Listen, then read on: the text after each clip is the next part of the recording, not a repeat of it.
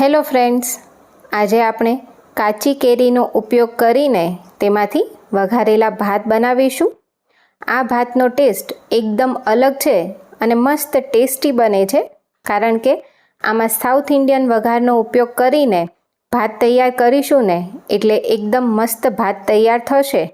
તો જો રાતના જમવામાં કંઈક હળવું જમવું હોય ને, તો શાક રોટલીને બદલે તમે આ ભાત બનાવશો ને તો જમવાની મજા પડી જશે।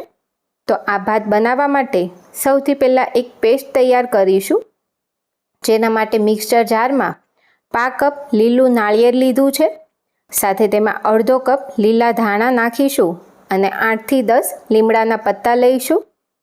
હવે તેમાં 6 નંગ જેટલી લસણની કળીઓ લઈશું। જો તમે લસણ ના ખાતા હોય તો લસણની બદલે આદું લઈ લેવાનું। સાથે 5 ચમચી આખું જીરું લઈ જરૂર પ્રમાણે પાણી નાખીને એકદમ બારીક વટાઈને એ રીતનું પીસી લેવાનું છે। તો જોઈ શકો છો કે આ રીતની આપણે પેસ્ટ તૈયાર કરી છે।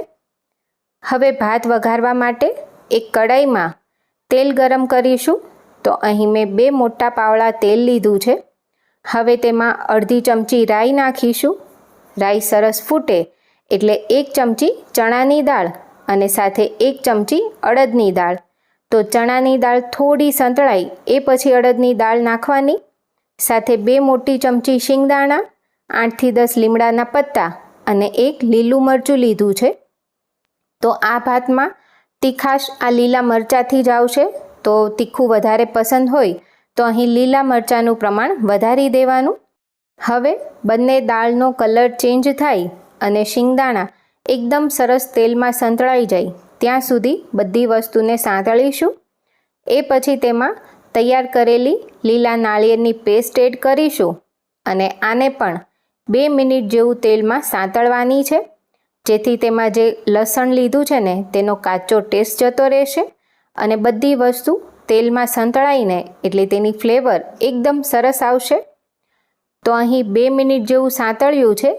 એ પછી તમે જોઈ શકો છો પેસ્ટ એકદમ કોરી થઈ ગઈ છે।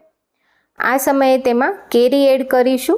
તો અડધો કપ મેં તોતાપુરી કેરીને છીણીને લીધી છે, સાથે 5 ચમચી હિંગ આ રીતે ઉપરથી નાખેલી છે અને સાથે અડધી ચમચી હળદર અને સ્વાદ પ્રમાણે મીઠું નાખીશું અને હવે બધી વસ્તુને ફરી સાંતળીશું। તો કેરી સરસ ચડી જાય ત્યાં સુધી બધું સાંતળીશું।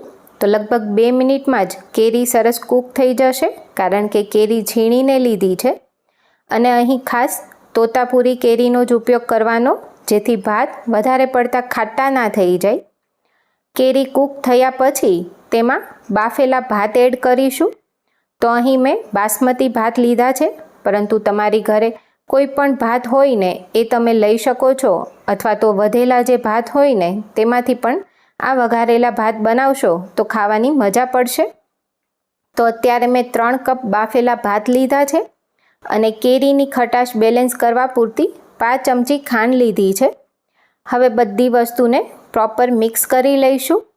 અહીં તમે જોયું ને કે આપણે કોઈ પણ વધારે પડતા મસાલાનો ઉપયોગ નથી કર્યો, એમ છતાં આ ભાત એકદમ ટેસ્ટી બને છે। તો હવે બધી પેસ્ટ ભાતમાં સરસ મિક્સ થાય ને ત્યાં સુધી આપણે બધું મિક્સ કરીશું અને આ કાચી કેરીનો વઘારેલો ભાત તૈયાર થઈ ગયો છે।